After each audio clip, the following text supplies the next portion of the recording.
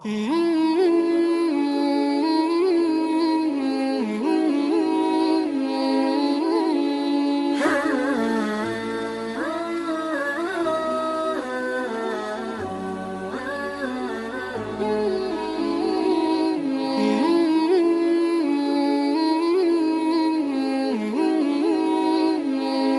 لله رب العالمين والصلاة والسلام على سيد المرسلين محمد وآله وأصحابه أجمعين، أما بعد.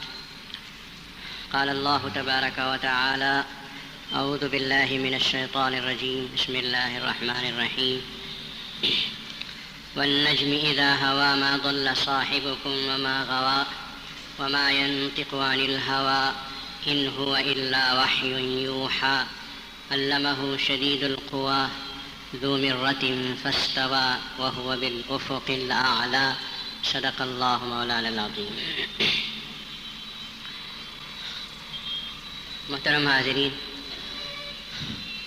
قرآن کریم کی سورہ نجم کی یہ ابتدائی آیات ہیں جو اس وقت میں نے آپ کے سامنے تلاوت کی ہیں.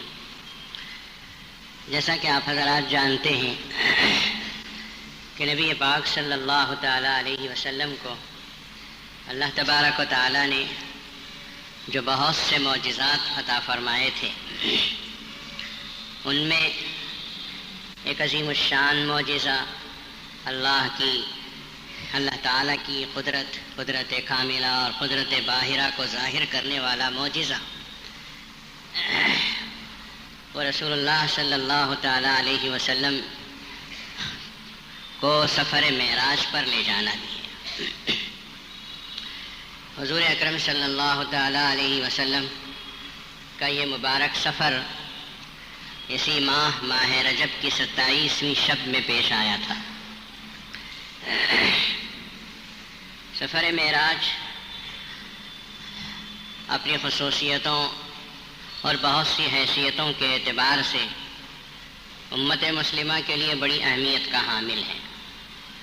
اور اگر آپ تاریخ کا گہرائی سے مطالعہ کریں یا صحیح بیانات کو غور سے سن لیں تو آپ کو پتہ چلے گا کہ اس سفر کے واسطے سے نبی اکرم صلی اللہ تعالیٰ علیہ وسلم نے اس امت کے لیے ایسے عجیب و غریب انعامات سے نوازا ہے جو انعام بس آپ ہی کے واسطے سے مل سکتے ہیں اور کسی اور کے ذریعے سے حاصل ہونا ناممکن بات ہے.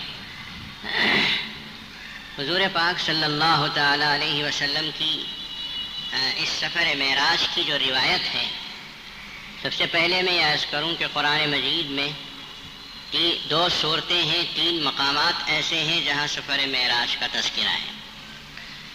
سورہ بنی اسرائیل میں 2 مقامات پر ہے، شروع میں 1 اور درمیان میں 1، اور پھر یہ دوسری سورت سورہ نجم ہے جس کی ابتدائی آیات میں نے اس وقت تلاوت کی. اس سفر معراج کے 3 مرحلے ہیں.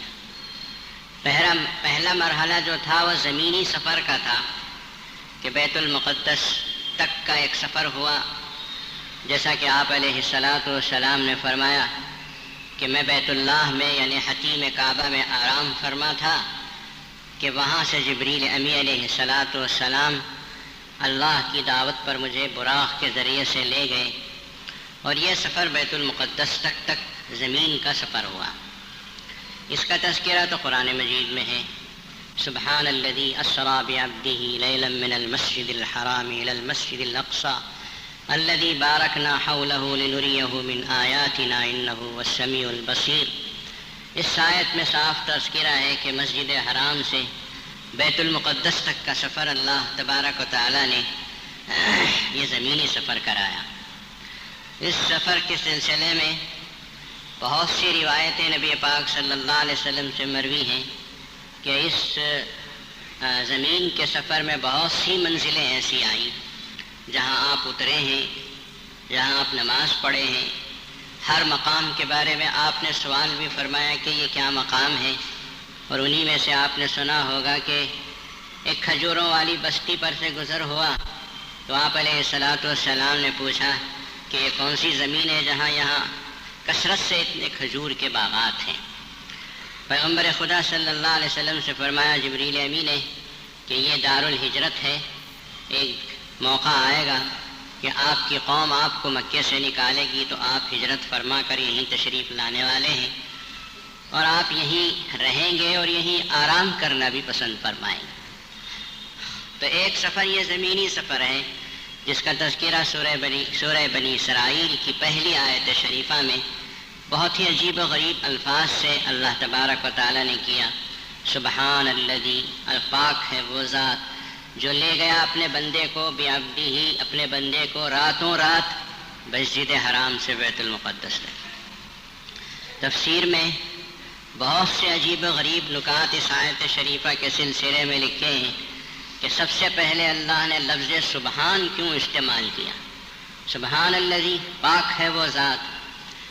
کئی باتیں کفار و مشرکین کرتے تھے اور اللہ کے سلسلے میں عجیب و غریب گفتگو کیا کرتے تھے۔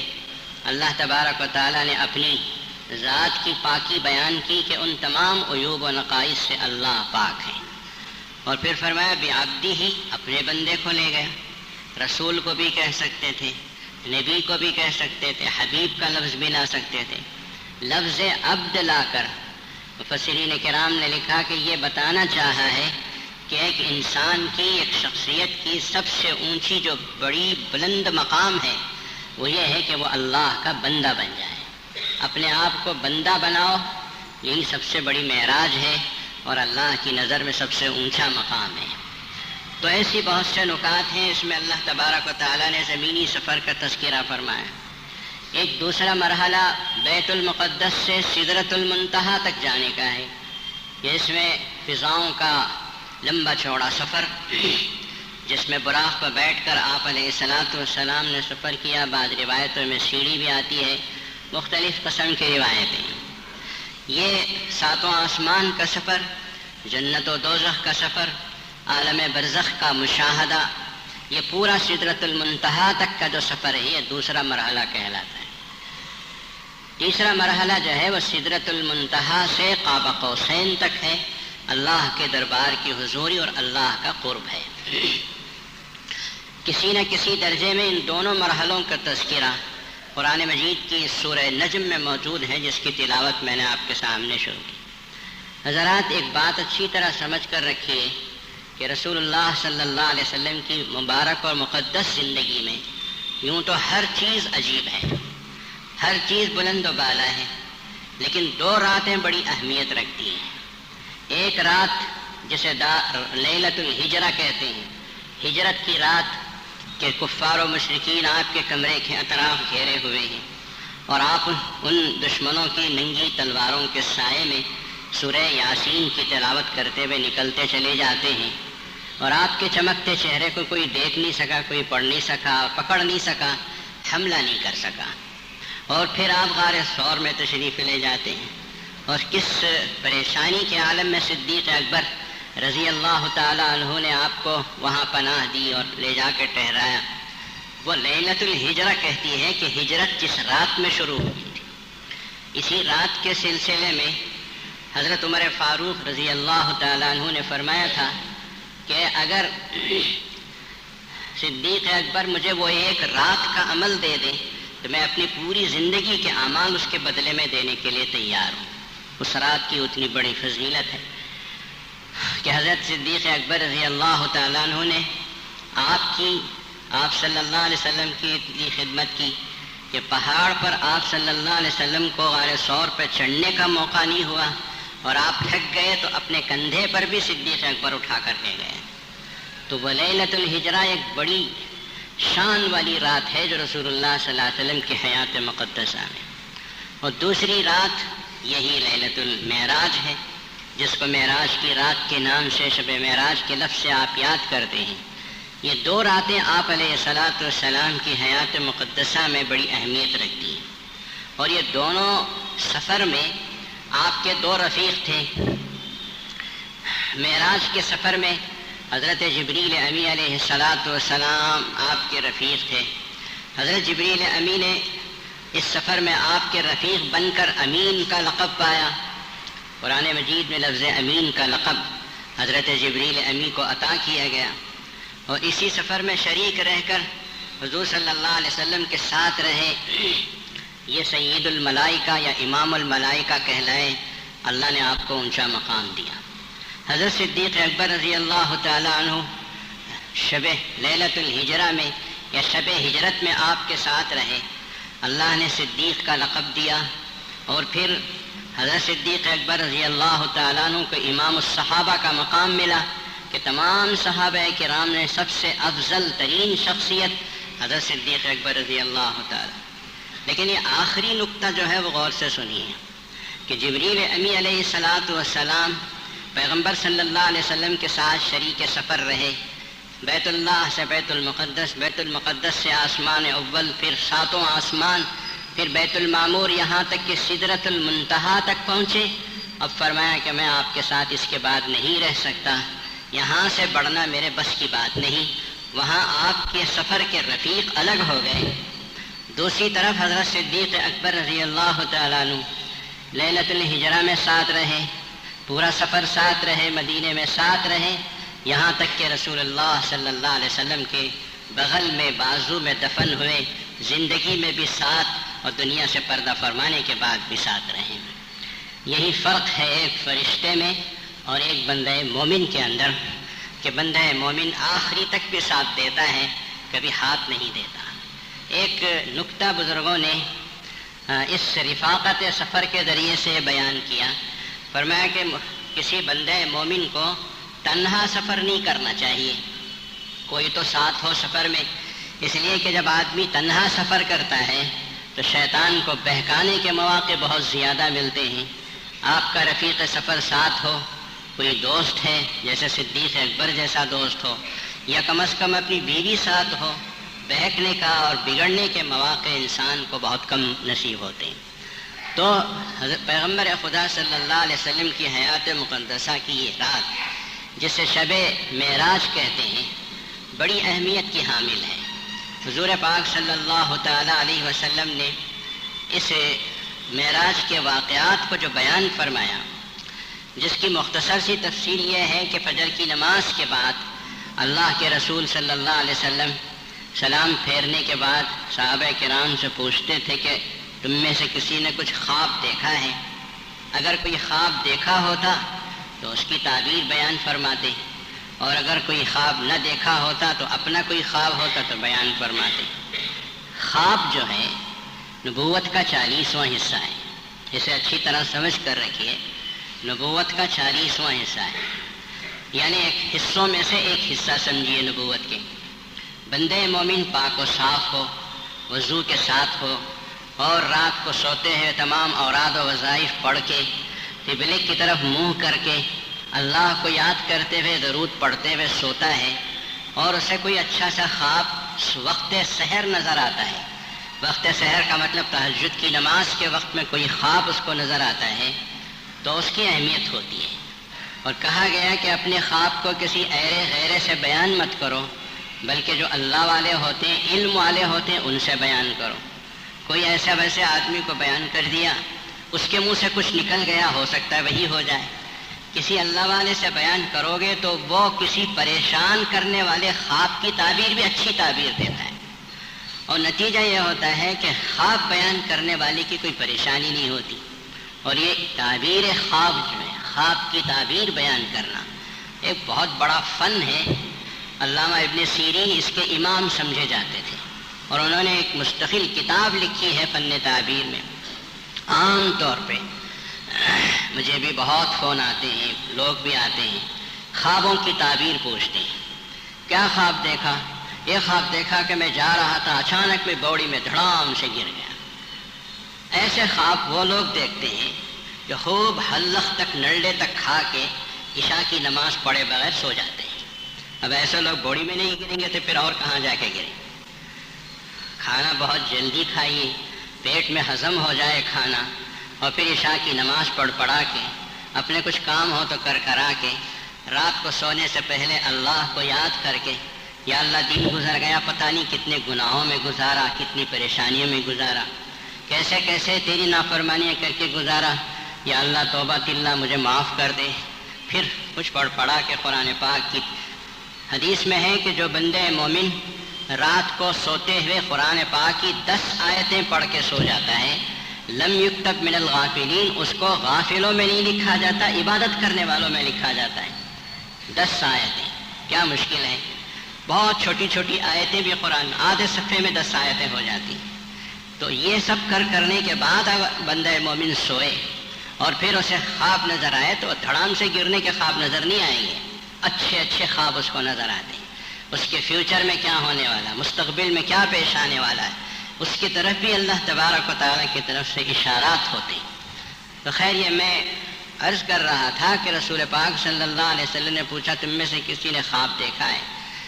کسی نے کچھ نہیں کہا، تو پیغمبر خدا صلی اللہ علیہ وسلم نے اپنا واقعہ معراج بیان فرمایا کہ آپ نے فرمایا کہ میں رات کو حتیم میں سویا ہوا تھا، یہاں سے میں گیا بیت المقدس تک پہنچا، پھر آسمانوں کو پہنچا، جنت و دوزخ کا مشاہدہ کیا، پھر سدرۃ المنتہا تک میری پہنچ ہوئی، وہاں سے جبریل مجھ سے الگ ہو گئے اور پھر میں اللہ کے دربار میں پہنچ کر یہ تحفے لے کے آیا ہوں۔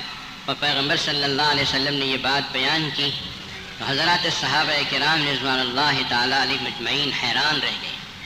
ام ہانی حضور پاک صلی اللہ علیہ وسلم کی رشتہ دار ہیں، انہوں نے جب یہ سنا گھر سے نکل رہے تھے، فرمایا کہ یہ میں نے رات کو میرے ساتھ یہ واقعہ پیش آیا، گھر سے نکل رہے تھے تو حضرت ام ہانی نے اللہ کے رسول کا دامن پکڑ لیا، وہ فرمایا کہ یا رسول اللہ آپ اسے لوگوں کے سامنے بیان مت کیجیے، پہلے سے لوگ آپ کا مذاق کرتے ہیں، جب یہ سنیں گے تو لوگ بہت مذاق کریں گے۔ دامن پکڑ لیا تو اللہ کے حبیب صلی اللہ علیہ وسلم نے فرمایا کہ نہیں، یہ سچائی ہے، یہ حقیقت ہے، اسے میں بیان کر کے رہوں گا۔ اور جب میں لوگوں کے سامنے بیان کیا تو لوگ میرا مذاق اڑانے لگے اور عجیب عجیب باتیں پوچھنے لگے، فَكَرُبْتُ كَرْبًا مَا كَرُبْتُ مِثْلَهُ، لوگوں کے سوالات سن کر مجھے اتنا دکھ ہوا کہ اس سے پہلے کبھی اتنا دکھ نہیں ہوا۔ یہاں تک کہ ایک شخص نے مجھ سے پوچھا کہ اگر آپ بیت المقدس کو گئے ہیں تو آپ یہ بتائیے کہ اس کے دروازے کتنے ہیں، اس کے دریچے کتنے ہیں، اور دریچوں میں جو کمبیاں لگتی ہیں وہ کتنی ہیں؟ آپ اتنے سالوں سے جامع مسجد میں نماز پڑھتے ہیں، آپ کو معلوم ہے کہ دروازے کتنے ہیں؟ کون گنتا ہے دروازے؟ آم کھانے سے مطلب ہے گٹلیاں کون گنتا ہے؟ دروازے دریچے تو گنتے نہیں، اور اگر وہ ایک نظر میں آ بھی جائیں تو وہ سلاخیں کون گنتا ہے؟ نبی پاک صلی اللہ علیہ وسلم اللہ تبارک و تعالیٰ آپ کی مدد کرنے پہ ٹھان چکے تھے، اس لیے کہ طائف گزرا، حضرت خدیجہ کا انتقال ہوا، ابو طالب کا انتقال ہوا، معراج سے پہلے پہاڑ ٹوٹ چکے تھے رسول اللہ صلی اللہ علیہ وسلم پر، اللہ نے مدد کرنے کی ٹھان لی، بیت المقدس کو اٹھا کے اللہ نے رسول اللہ صلی اللہ علیہ وسلم کے سامنے کھڑا کر، ادھر اللہ کے رسول دیکھتے جاتے تھے، گنتے جاتے تھے اور بولتے جاتے تھے۔ حیران ہو گئے کفار و مشرکین، جن کو آپ پر ایمان نہیں تھا ان کو تو حیران ہونا ہی تھا۔ اصل میں یہ معراج کا جو واقعہ ہے اس میں رسول اللہ صلی اللہ علیہ وسلم کا ایک معجزہ نہیں کئی معجزے جمع فرما دی، اس میں طی زمانی بھی ہے اور طی مکانی بھی ہے، یہ عربی الفاظ ہیں۔ طی کے معنی آتے ہیں لپیٹنا، زمانے کو بھی اللہ نے لپیٹ دیا اور مکان کو بھی اللہ نے لپیٹ دیا۔ ایسے مختلف معجزے اللہ تبارک و تعالیٰ نے پچھلے انبیاء کرام علیہ السلام کو عطا کیے تھے، جیسے حضرت عزیر علیہ السلام ایک قریے سے گزر رہے تھے، دیکھا کہ ویران پڑا ہے تو سوچنے لگے، بلکہ زبان سے بھی نکلا کہ اس ویران قریے کو اللہ کیسے آباد کریں گے، پھر یہ قریہ زندہ کیسے ہوگا؟ تو اللہ تبارک و تعالیٰ نے اپنی قدرت بتانا چاہا، حضرت عزیر علیہ السلام پر موت طاری کر کے، ان کا سفر کا جو گھوڑا گدھا تھا وہ ان کے ساتھ تھا، کھانے کا توشہ بھی ان کے ساتھ تھا، فَأَمَاتَهُ اللَّهُ مِئَةَ عَامٍ، 100 سال تک اللہ نے ان کو سلا دیا، 100 سال تک سوتے رہے، سو کر اٹھے تو اللہ تبارک و تعالیٰ نے پوچھا کہ عزیر کتنا سوئے، اور میں بس ایک دن یا کچھ دن۔ تو حضرت عزیر علیہ السلام سے اللہ تبارک و تعالیٰ نے فرمایا کہ بل لبثت 100 عام، تم اس جگہ ٹھہرے ہو، اس جگہ سوئے ہو یا اس جگہ مرے ہو 100 سال تک، 100 سال گزر گئے، کتنی تہذیبیں تمدن آئے ہوں گے، مٹ گئے ہوں گے، ان کو کچھ پتہ نہیں، اور اللہ تبارک و تعالیٰ نے بتایا کہ وہ تمہارا توشہ کھول کے دیکھو، کھانا سڑا نہیں، خراب نہیں ہوا، اور پھر یہ جو تمہارا گدھا سامنے، وہ تو مر کھپ کے ہڈیاں پوری اس کی چور چور ہو گئی تھی، وہ نشانات ہیں، اسے تم دیکھو ہم اس کو کیسا زندہ کرتے ہیں۔ اچانک اللہ نے اس ہڈیوں کے ڈھانچے کو کھڑا کیا، اس پہ گوشت پوش جمع کیا، اور پھر اس کے بعد سامنے کھڑا کر کے کر دیا کہ یہ تمہارا گدھا ہے۔ وہ آواز کرنے لگا۔ یہ زمانہ لپیٹ دیا اللہ تبارک و تعالیٰ نے عزیر علیہ السلام۔ اس کو کہتے ہیں طی زمانی، اور ایک ہے وقت کو، جگہ کو لپیٹ دینا۔ جگہ کو لپیٹ دینے کے سلسلے میں بھی پچھلے انبیاء کرام علیہ السلام کے واقعات ملتے ہیں۔ مثال کے طور پر حضرت سلیمان علیہ السلام کا واقعہ قرآن میں اللہ تعالیٰ نے بیان فرمایا کہ سلیمان علیہ السلام نے اپنے دربار میں دیکھا کہ سارے پرندے، سارے جنات و انسان حاضر ہیں، ہدہد ایک حاضر نہیں ہے۔ پوچھا کہاں ہے؟ غیر حاضر ہے، بغیر اجازت کے غیر حاضر، آئے گا تو ہم اسے سزا دیں گے۔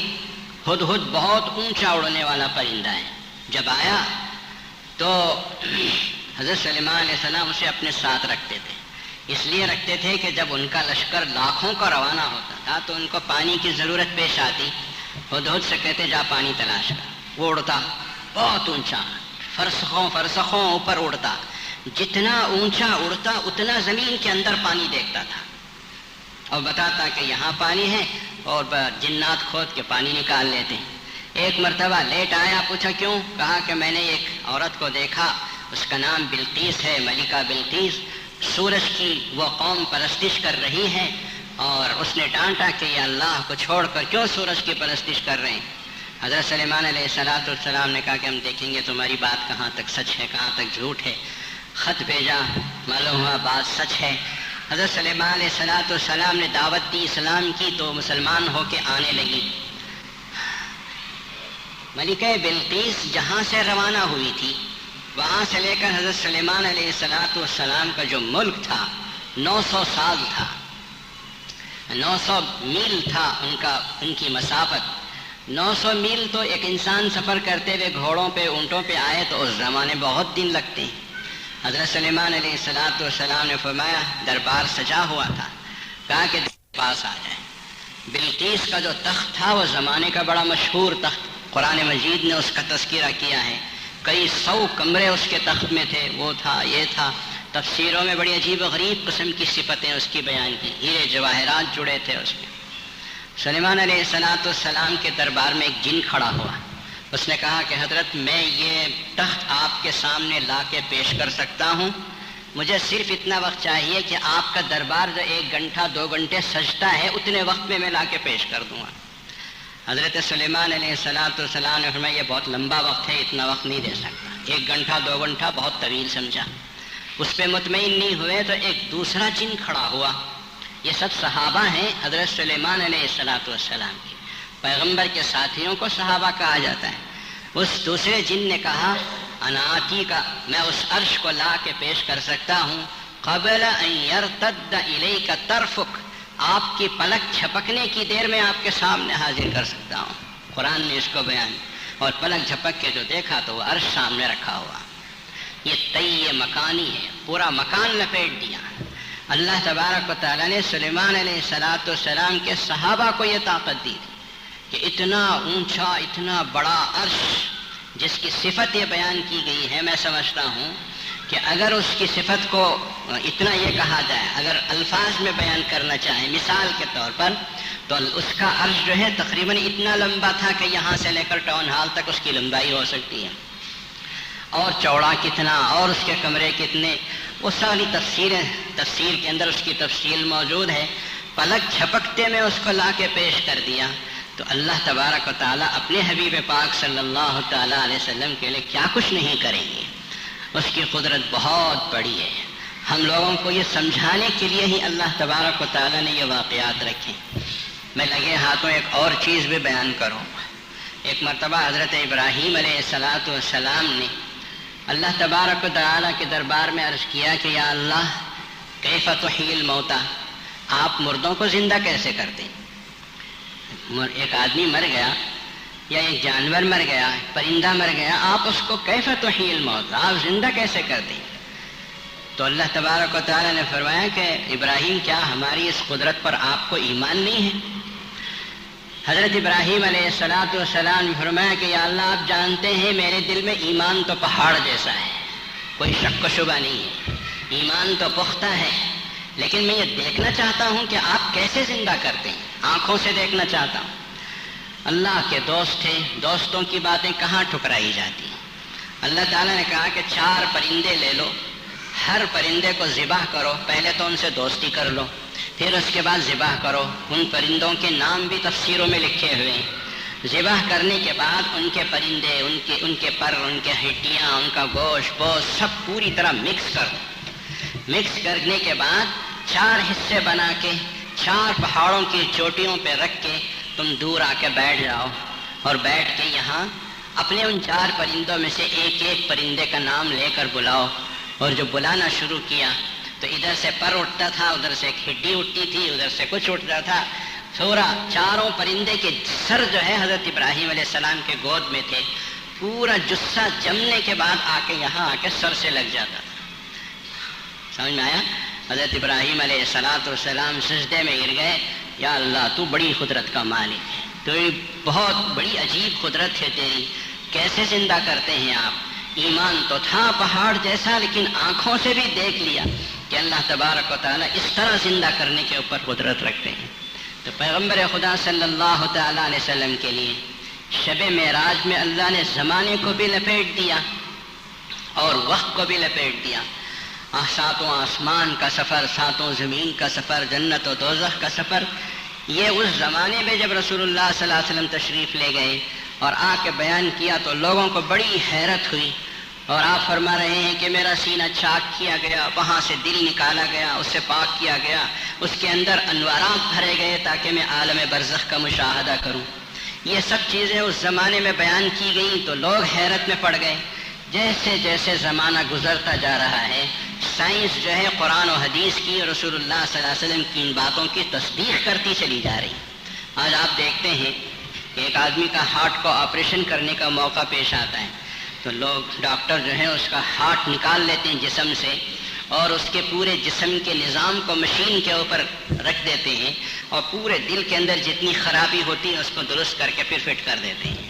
معمولی بے ایمان قسم کے ڈاکٹر جب یہ کام کر سکتے ہیں تو وہ خدائے رحمان و رحیم، قدرتوں کا مالک ایک اللہ تبارک و تعالیٰ اپنے پیغمبر صلی اللہ علیہ وسلم کے لیے کیا کچھ نہیں کر سکتے۔ اسی لیے تو ہم کہتے ہیں کہ یہ سائنس کی ترقی جو کچھ ہے وہ اللہ اور اللہ کے رسول کی باتوں کی تصدیق کرتی چلی جا رہی۔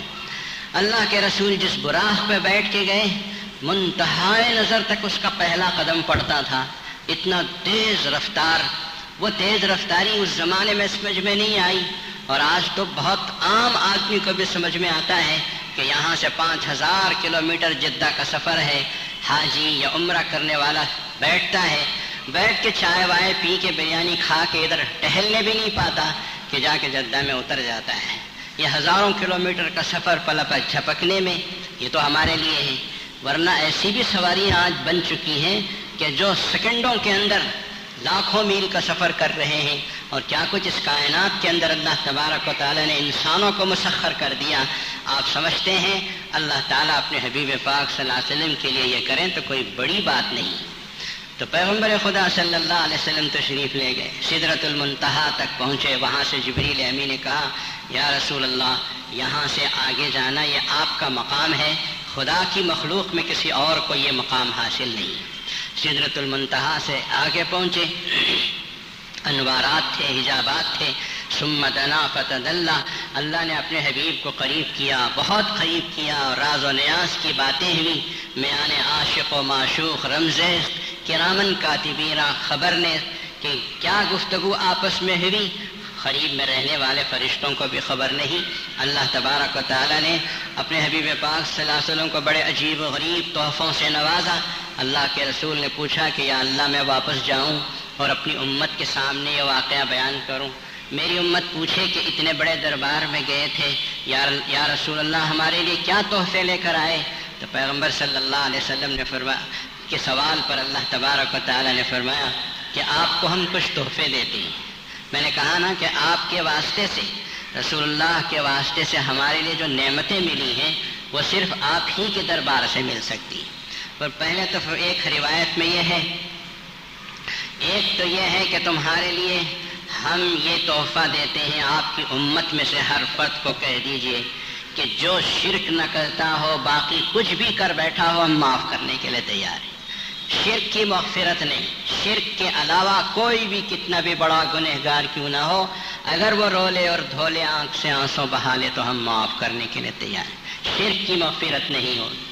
اور دوسرا تحفہ یہ فرمایا کہ آپ اپنی امت مسلمہ کے لیے یہ کہہ دیجئے کہ آسمانی جو شریعتیں پہلے سے دی گئی، ان شریعتوں میں سب سے آسان شریعت محمد الرسول اللہ صلی اللہ علیہ وسلم کی شریعت ہے۔ یہ اتنی آسان شریعت کسی اور امت کو نہیں دی گئی، بہت احکام سہل ہیں اس کے۔ اور تیسری بات فرمایا کہ آپ اپنی امت سے یہ کہہ دیجئے کہ قیامت کے دن آپ کی امت کے ساتھ نرم معاملہ کروں گا، سخت حساب نہیں لوں گا۔ حدیث میں ہے کہ جس سے اللہ سخت حساب لیتے ہیں اس کو پکڑنا ضروری ہو جاتا ہے، جہنم میں جانا ضروری ہوتا ہے۔ جس سے آسان حساب لیتے ہیں وہ بچ جائے گا۔ تو آپ کی امت کے ساتھ نرم معاملہ ہوگا، بہانوں پہ معافیاں ہوں گی، بہانوں پہ معافیاں ہوں گی۔ حدیث میں ہے کہ ایک آدمی یہ سوچتا رہے گا کہ اب میں تو جہنم میں جانا ہی ہے، اللہ تعالیٰ کہیں گے فلاں شخص کو لے کے آؤ، فلاں شخص کو لانے کے لیے جب فرشتے پہنچیں گے وہ کہے گا مجھے کیوں اللہ کے پاس لے جا رہے، میرے مقدمے میں کوئی جان نہیں، میں اللہ کے دربار میں کیسے جاؤں جبکہ ایک بھی نیکی میرے نامہ اعمال میں نہیں۔ ہوتے ہیں ایسے لوگ بھی۔ تو اللہ تبارک و تعالیٰ کا حکم ہے، لے کے آئیں گے اس کو۔